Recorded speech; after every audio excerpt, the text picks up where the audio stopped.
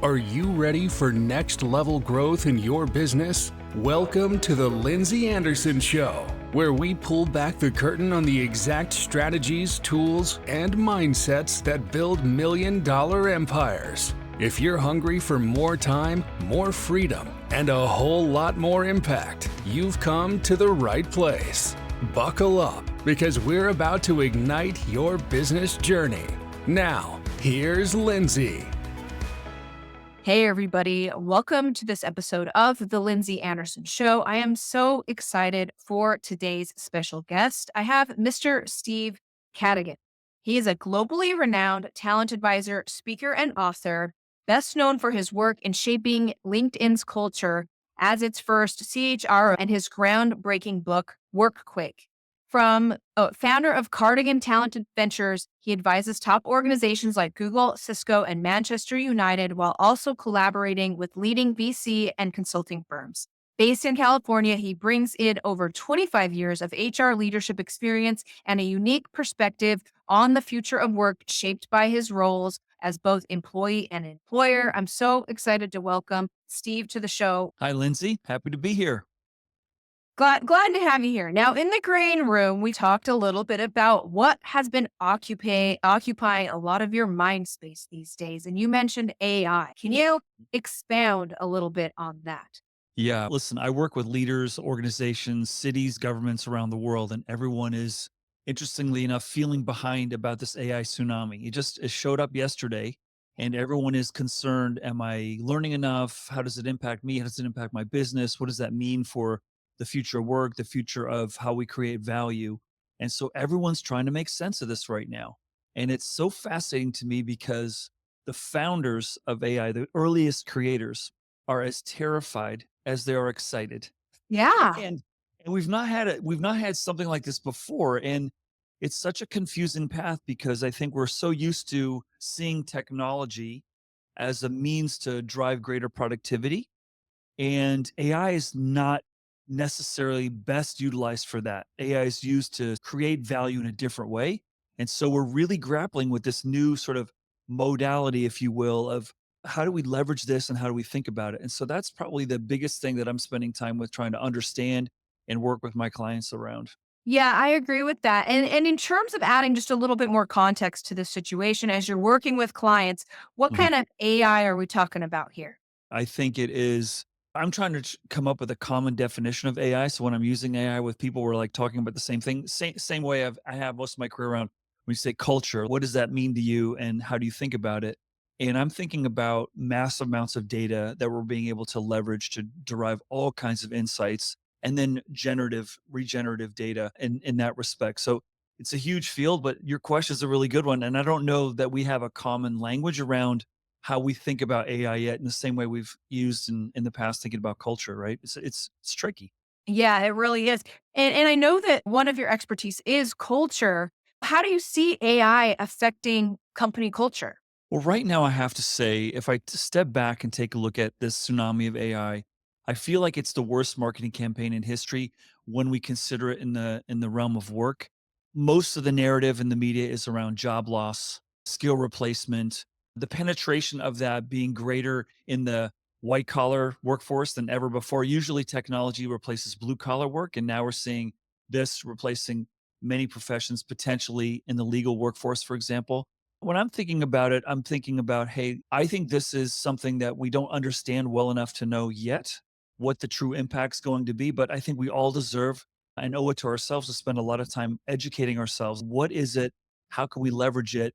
And what do we need to know? And unlike other technology revolutions in the past, there's usually a little bit of a body of work or some benchmarks that we have to go by. For example, I get asked all the time by fill in the blank big company, can you tell us what other big companies like us are doing with AI? And I go, it's going to be a short conversation because we're really in the experimentation phase right now. Yeah. And in the experimentation phase, like that means you're on like the bleeding edge, as they say. So that has some real risks and obstacles associated with it. Have you found that to be true?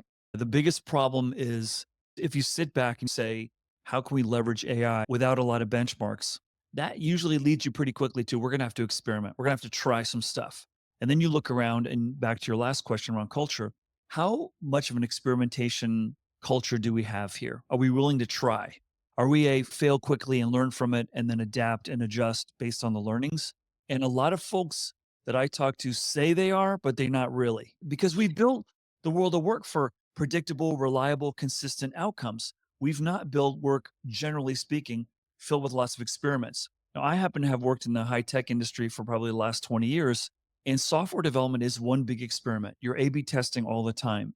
And so when it comes to culture in high tech, which is why I love doing HR in that realm over most of my career, the the universe of talent in that industry is a little more open to trying new things when it comes to culture, whether it's how we communicate, how we think about performance management, how we think about building trust and so forth. But a lot of companies that were built by command and control, top down, the leader's always right, don't ask a question unless we ask you first. We don't have a lot of paths that have been paved so far to follow. And we're going to have to figure out how we're going to try this out. And that's really uncomfortable for a lot of clients that I'm talking to right now. Yeah, and would you say though, if you can't ignore it, right? That wouldn't be your advice. You can't ignore it because it's moving fast and everyone is doing it. So what are your options here? Yeah. I think your options are A, to educate, B, to find who in your ecosystem has more information than you do. Do you have investors? Do you have employees? Do you have family members? Do you have schools that you're connected with that you can start to really build up your reservoir of confidence in this domain? And then try to find some low hanging fruit and some early wins. I think let's just take the world of recruiting, which I'm really familiar with. Right now, in the public domain, we can find information about people if we do a lot of research around what are their real estate interests? What's the value of their home? How much have they paid for their house? Are their parents divorced? Are they divorced? When did that happen? And all that stuff's actually in the public domain, but it takes a little while to go get it. AI is going to allow us to find that stuff in a second. Have we built guardrails yet or practices that say, yeah, that's probably not something that should be considered if we're considering someone for work or someone to do some work for us? We're facing a collision course with so many different kinds of ethical challenges that we need to start building what I call the AI nutrition label for any project that you're considering. If you're thinking about doing AI, you need to start thinking about what are the ethical implications? What's the impact to jobs and so forth? And the biggest mistake that I see people making, Lindsay, so far, and again, I'm still a student, I'm not a technologist, but I'm sitting here looking at the impact on the workforce. The first implementation I see companies trying to make is let's eliminate headcount. Oh, yeah, let's use AI to reduce our reliance on human beings. And I'm like, let's play this out. Let's think, how's that going to play out in 2 or 3 years when everyone who you might want to hire is saying, the first thing that you're doing to leverage AI is to cut expense. Isn't the greater value prop growing the top line, looking for new avenues of creating revenue and value creation? Isn't that the true opportunity that we're facing right now? But that's not where we're starting. It seems let's cut costs. Let's find a way for people to do more stuff and be more stressed out and more anxious and more depressed instead of what can we do to make jobs more meaningful, more amazing, and more beautiful? And that's the big challenge, I think. And when I go to companies, the first question I ask around AI adoption is let's look at your track record of technology adoption. And then I do, and it's a little bit cheeky, but it works every time. I say, let's talk about your adoption of email. How's that going? Is that making you a lot more productive? Now, something that's been around for about 20 years now, intended for us to find some technology advantage to allow us more time to think. No, we've used it as a vehicle to make everyone we work with more behind and more stressed out and load them up with impossible amounts of quantity to a volume of stuff to consume. And so we've are now going to make the leap that something 1,000 times more complex than anything we've ever dealt with before is going to be really easy for us to adopt when we haven't even proven with email that we've got a really good track record of adopting it. You see what I'm saying? So let's pause, proceed with caution. I grew up in the East Coast in the US, and we have an expression there, trust but verify. Don't just jump in here. There's a lot that even the creators of AI are terrified by. Sam Altman, when he released the CEO of OpenAI, when he released ChatGPT, the next week he's in Washington, D.C. saying, hey, y'all legislators need to put some laws and guardrails up because what I've just released is really potentially dangerous. And that's pretty antithetical to what we've been used to when it comes to technology. And I try to express it this way to business leaders.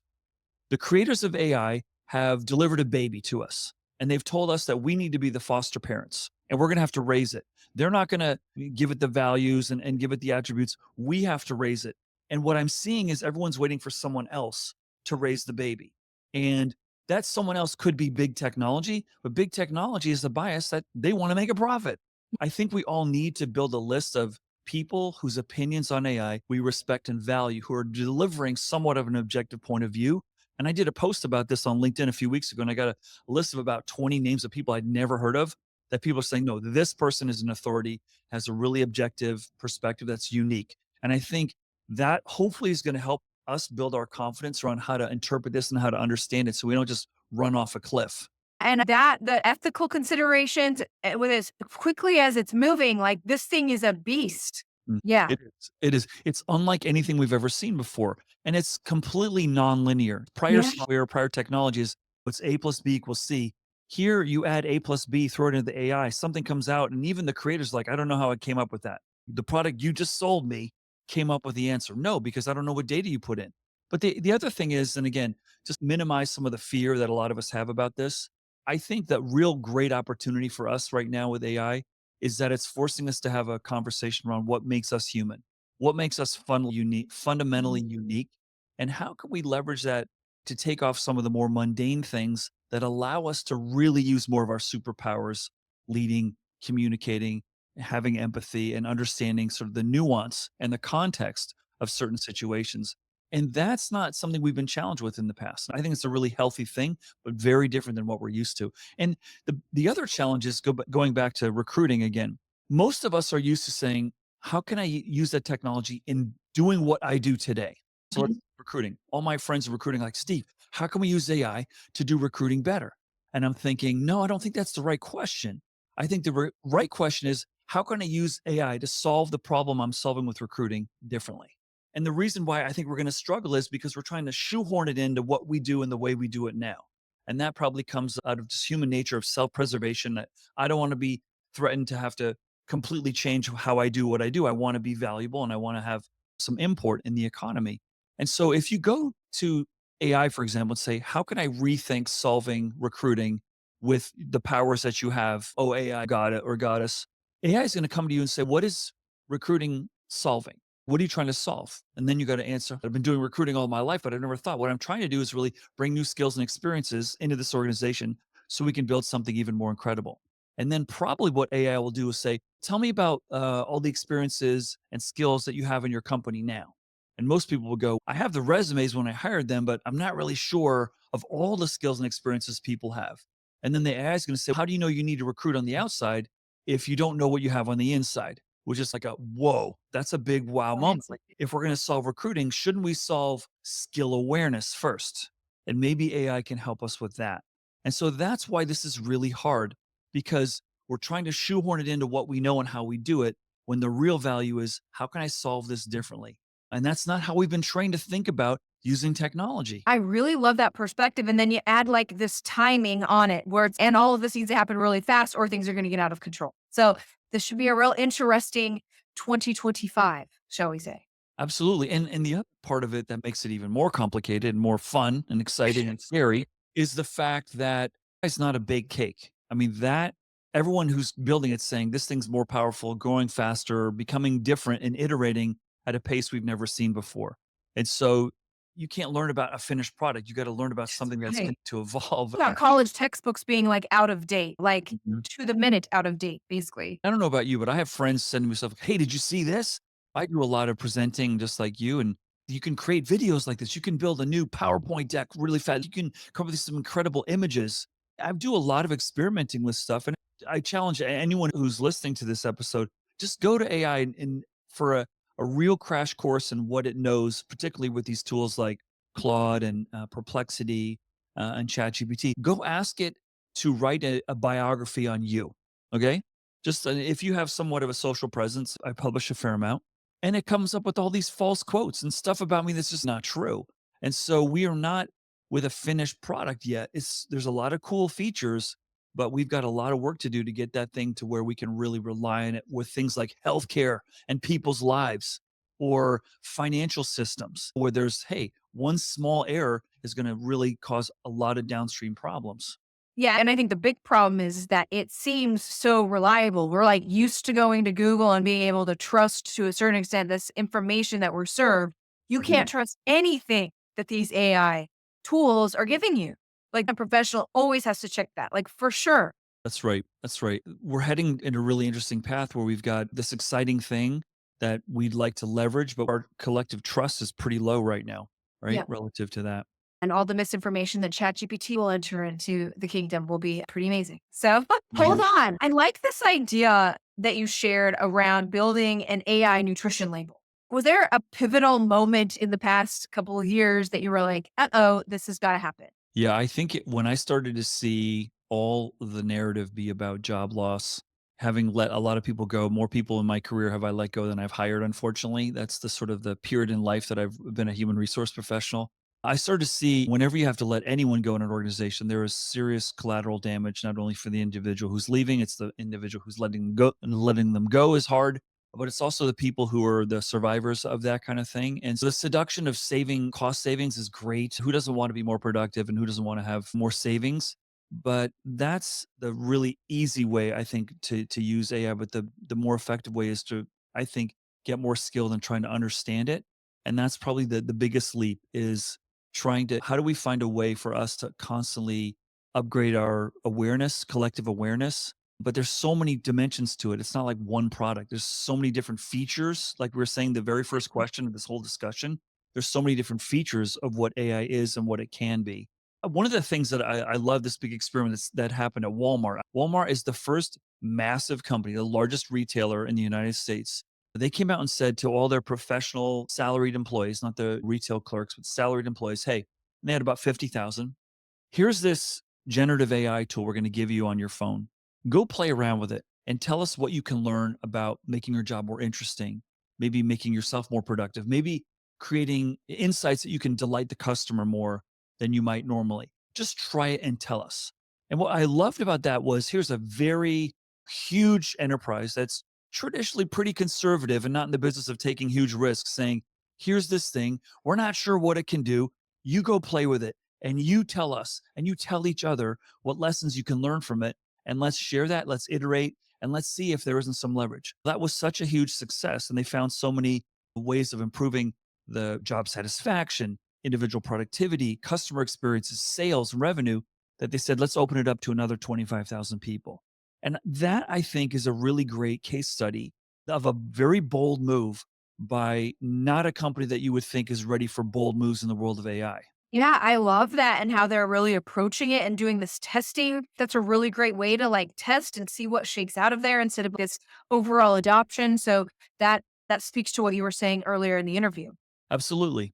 And not prescribing, here's what you use it for. And that's a big experiment, which I think so far has yielded really great results. There's another company that's done some really interesting stuff, Prudential Insurance. Again, I've worked in insurance, so I can say not a really minefield of people, strategy, creativity. This is what you think on the outside. Prudential was struggling because they had a lot of workers leaving, their turnover was rising, and they're like, man, we feel like we got a lot of people leaving.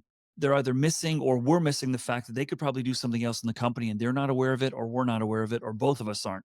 So what they did was they built in-house this AI tool that matches every employee in the company with every job in the company, whether it's open or not.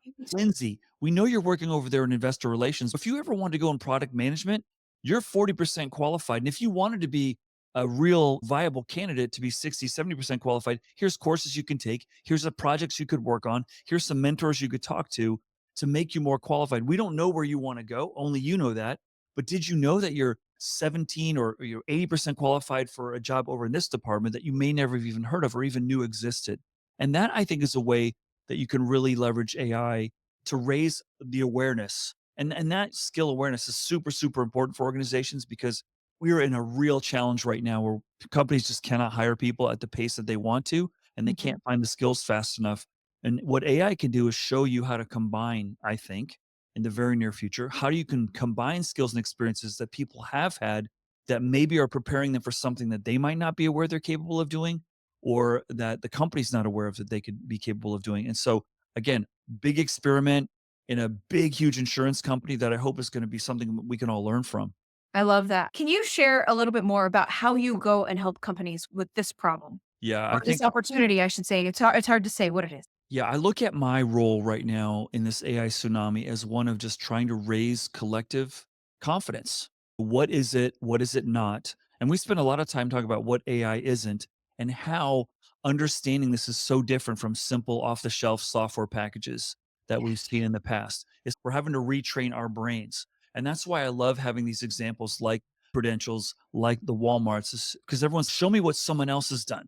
And I'm like, that's going to be a short conversation because there's not a lot of people that have used this for a long period of time that we can say, here's a longitudinal study over 3 to 5 years, helping them recognize this is what an experimentation culture looks like and how I would go about doing it. So I've got a 7 point plan that I present to organizations and leaders around becoming a student, doing an assessment in your ecosystem of who knows more about AI, trying to build relationships and partnerships with schools and communities and education centers so that you're constantly feeding that back in, doing an audit of your current AI competencies that are in the company right now, and then looking for low hanging fruit. And towards getting that nutrition label, the greater your confidence is in your awareness and what's possible and what the risks are, the less likely you're going to make a big mistake, Right. like a big mistake. So, nutrition label will have things like, how's this impacting our culture? How is this AI project in alignment with all the values that we have about whether it's customer service or honesty and integrity or hardworking and so forth? Is AI going to come into conflict with this project? Right. So, coming up with that healthy pathway to start delivering us a common language and a level of comfort so that we can go forward into what is arguably the Wild West right now. Agreed. I like that. So if you were to paint out the future, let's Mm, fast forward 5, 10 years from now. mhm. What do you think we're dealing with if you just had to make a guess? I think AI is going to present probably in the next 2 or 3 years. Now we're going to have some case studies. We're going to say, okay, this is how this company's used it. This is how this company's used it. So that benchmark, we'll have more benchmarks to see. We'll have more people doing multiple jobs, I think, than ever before. I think we'll see new positions and new opportunities created. And I think what we'll see is a diminishment of people going into STEM majors and more people going in humanities, those so-called Interesting. soft skills, which in my book I call power skills, which are really hard to train, leading and communicating and having difficult conversations and problem solving and understanding context that we're going to be really good. One of the things that I've had to really become much more adept at in the last few months is prompting, how to relate, how to interact with AI. And there's a guy, Brennan, who's a professor at NYU, who's super interesting on this. I think he's at NYU or Penn. He's one of the people that I listen to all the time. Here's a little tip. Did you know that this does this? And I was like, that's why I discovered Perplexity. I'd never heard of Perplexity. He's, hey, this is like better than Google. And if you're a writer like I am, you can do research and it'll give you the citations. So I think we're going to see a greater community of awareness and sharing of that of the knowledge and the power of what's possible. Even the creators of AR aren't even sure how this is going to play out. I like the idea of more people going into humanities and those kind of topics. I think that's really interesting. I think that is a very interesting thought experiment there. Yeah, I like, it's the propelling us to be more human. yeah, I love it. Like Yeah, studying yeah. kitty. I love Yeah, it. and Yeah. if you're gonna give me the microphone and ask a question like that, I'm not gonna pass up the opportunity to say, I think what AI is presenting for us, and I don't know if we're gonna pull it off, but I'm an optimist. We're gonna win back our relationship with technology. We're losing the relationship right now. Look at all the people stressed and anxious and feeling behind and all that stuff. Technology should serve us to deliver a more beautiful life. And right now, it's serving more stress, FOMO, anxiety, and that's not a healthy environment. We've got all this new research around brain health and wellness and sleep. And I'm not sitting here as an oracle of truth about all this stuff. I'm the person who does everything you're not supposed to do as soon as they get up. I look at my phone and I've got as many challenges as the next person. But I really feel like this is what we should be going after, not cutting jobs, winning back our relationship with technology so we have more enriching relationships with our family, with our friends, with our community, and understanding. And you live in the US just like I do. We have the most polarized society that I've ever seen. Saying, I'm right, you're wrong, I don't care about the truth, I hate you. And that is not where we want to be trending right now, especially as we, in theory, become more, aware of more things. And I really feel like it can level the playing field for regular old folk over all of these corporations and big tech Yeah. and government and like all these people that we do have information now being more readily delivered to our Yeah. fingertips that if we can use it more effectively. Lindsay, I heard in a phenomenal perspective. So, my wife last year completed a master's in gerontology, and I didn't know what the study was until she told me. But for those of you who don't know, the study of gerontology is really the study of aging. Over the course of the last 3 months, I've run into more and more people who are writing PhDs or doing research around AI and the aging of the population. And I was in Spain last week and I sat down with some really dear friends of mine. There's a university there I've been doing some work with over the years. And they said something I hadn't heard said before. And when I thought about it, I'm like, whoa, that is fascinating. They say AI is going to be the senior generation equalizer. That if you say advantage to humans and human skills, seniors have more of that than younger generations do, who are more texting and don't want to get into sort of unstructured conversation. That's super interesting. That maybe this is something that's going to swing the pendulum back to people having more value. I got a lot of friends over 50 and 60 who are feeling like, hey, no one's interested in me anymore. But if we're seeing, hey, AI is going to take away a lot of the stuff that people think they're not desired by companies because they're not as fast, as quick. If AI can solve all that, now we're really talking about your substance as a human being, like your knowledge and your pattern recognition. And seniors have a lot of that. So that's going to be really interesting to see if it plays out. I love that. I love it. And I love ending this on a high note. It's not about jobs. There's a lot of optimism here Yep. for everyone when it comes to AI. So, Steve, what a pleasure to have this conversation with you. Before I let you go, I'm going to turn the time over to you. Let everyone know how to find you and anything else you want the audience to know. Sure. Thanks again for having me, Lindsay. If you want to find me or have more discussion about this, you can go to my website, stevecadigan.com. You can find me on LinkedIn. You can also, if you want some comic relief, you can find me under Steve Cadigan on TikTok. I love that. Thank you, Steve, for being a guest on the show.